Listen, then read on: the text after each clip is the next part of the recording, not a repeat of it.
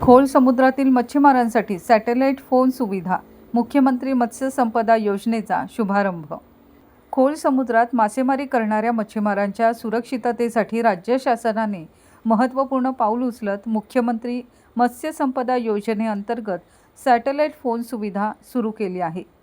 मुख्यमंत्री देवेंद्र फडणवीस यांच्या हस्ते मंत्रालयात प्रातिनिधिक स्वरूपात 5 मच्छीमारांना सॅटेलाइट फोनचे वितरण करण्यात आले. मत्स्य व्यवसाय विभाग आणि भारत संचार निगम लिमिटेड BSNL यांच्या संयुक्त विद्यमाने हा उपक्रम राबवण्यात येत असून समुद्रात मोबाईल नेटवर्क उपलब्ध नसतानाही मच्छीमारांना किनाऱ्याशी अखंड संपर्क ठेवणे आता शक्य होणार आहे. या सुविधेमुळे आपत्कालीन परिस्थितीत तातडीने मदत मागवणे, हवामानाचा अंदाज व सुरक्षा सूचना वेळेवर मिळवणे आणि शोध बचाव मोहिमांना गती देणे शक्य होणार आहे.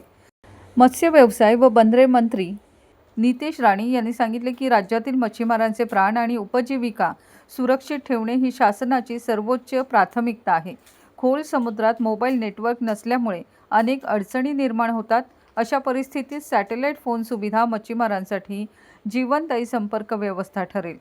यावेळी BSNLच्या अधिकाऱ्यांनी ग्लोबल सॅटेलाइट फोन सर्व्हिस अर्थात GSPSचे सादरीकरण करून दुर्गम समुद्री भागातही सातत्यपूर्ण संपर्क कसा राखता येईल याची माहिती यावेळी देण्यात आली. या तंत्रज्ञानामुळे खराब हवामान, यांत्रिक बिघाड, वैद्यकीय आपत्कालीन परिस्थिती किंवा इतर संकटाच्या वेळी तात्काळ मदत मिळवणे अधिक सुलभ होणार आहे.